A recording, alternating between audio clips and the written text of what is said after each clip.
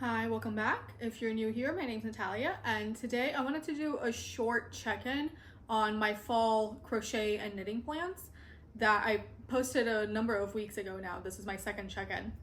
So I actually had to take a bit of a break from crochet just because my wrist was hurting a fair amount. I think I spent too long making plushies super tight so that the stuffing doesn't come through, and I ended up needing to take a break after that. So I don't have too many items, but I do want to still share the ones that I did finish. So the first item I have is the bag that I mentioned last time. I think I was about halfway done or 2/3 done with it last time. And so this is how it turned out. I really like how it turned out, actually. I was a little concerned about the color, but I actually don't think it's as bright. Like, it's obviously colorful, but it's not as in your face. It's a little bit more subdued. So I'm really happy with how it turned out. It's a big bag and I have not done a lining yet. I'm still debating if I'm going to do that or not. And what I did end up doing was just buy an insert that is made for like the basket bags essentially. And so this actually fits perfectly in there. I just got lucky because I had never looked for these before and I didn't know what size it was going to be. But I did get really lucky that it fits super well. So I'll pop it in here and I'll show as well a photo with it full when I put all the things in. So now that the insert is in, it actually gives the bag a bit more shape. It comes out to about here, which you can probably see the line of where it's going straight and then dips in. The bottom is not loose. It actually molds to the insert really well. And on the inside, it just makes it easier for me to put things in and not have them be flopping around. So I'm super happy with how it turned out. I might in the future just reinforce where the strap meets the bag. It is a continuous round here, so the blue, this doesn't show it because it's a different color, but for example on this strap you can see that the strap is the same row as the inside of the bag, so it is pretty reinforced. I might reinforce it in the future, but so far I haven't had any issues. And because it is a large bag, I have packed it pretty heavy and full. So I haven't had any issues so far and I'm super happy with how it turned out. I might make another one in the future. Maybe not this size, maybe a smaller one, maybe a different stitch. This is the spike stitching and then single crochet on the top and bottom. But I am really happy with how it turned out. The second item I made was some knitting practice actually. So my first, well, I can't say first ever because I have knitted many years ago.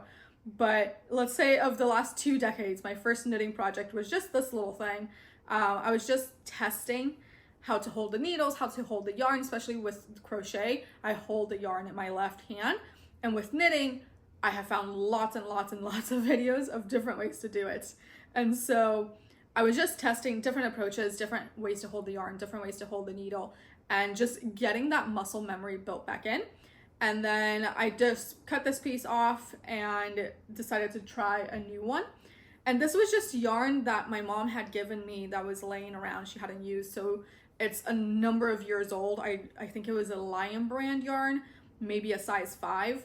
But I used 8mm needles. And I just kept going until I ran out of yarn. So my purpose was not to do anything with this. I don't think this is big enough, wide enough, long enough to really become anything. I just wanted to build that muscle memory and get those practice rounds in to figure out my tension, figure out how I was going to hold the yarn, figure out if I made a mistake, how to fix those mistakes. So it's a very simple knit and purl, knit on the right side and purl on the wrong side. And I think it turned out pretty okay. I can see where my tension was off and where I had mistakes to fix and where some of the yarn got away from me, like this one, just a little piece of one of my loops just lost that yarn. So I'm pretty happy with how it turned out. I have not started knitting the sweater yet, but I am super happy with that tension. So I'll probably actually start that in the next couple of weeks. And it's the same sweater that I had shown before from Ashley Lillis, I think, if I remember correctly. And I will get started on that soon. Same yarn. I might undo the one that I had started with the crochet version. I haven't worked on that at all yet, but I'll think about it. The next project I finished, and I think this is why I needed to take a break from crocheting plushies, was this pumpkin lovey. I really like this. I think most of the loveys that I make, I do like them, but I feel very okay parting with them as family and friends take them, or I give them to the children's hospital. But this one I think I might sit around my house for a while. I really, really like how it turned out. I did make the stitches super tight because of that stuffing. And this was it is Bernat Blanket, but I'm not sure why. It feels thicker. And so I had a harder time making the stitches tight. And I think that's why I ended up having to take that break from crochet. Just my wrist was really sore for over a week after working on this. And I stopped actually, I think about halfway through and then went back to it. So I am happy with how it turned out. The hair, the leaves, the eyes, everything. It's missing a mouse. I put the mouse on, didn't like how it looked, so I took it off. And I'm very okay with that, but I really, really do like this one. But he's also the reason why I needed to take a break. So I don't think I'll be making a similar one anytime soon after that. And then after the break, I took about a week or two off of crocheting, and I was going to make this glow-in-the-dark ghost and dog. And I had bought the, what is it? Is it Lion Brand? Yeah, Lion Brand DIY Glow. And this is the size 4. It says it's 100% polyester, but it feels a lot more like cotton to me than polyester. And the reason I say that is I actually broke a hook trying to crochet with this one. It's very stiff. There's no give to it whatsoever. And I was using a hook, I think size 3 or 3.5 millimeters. And I managed to make the first arm of the ghost.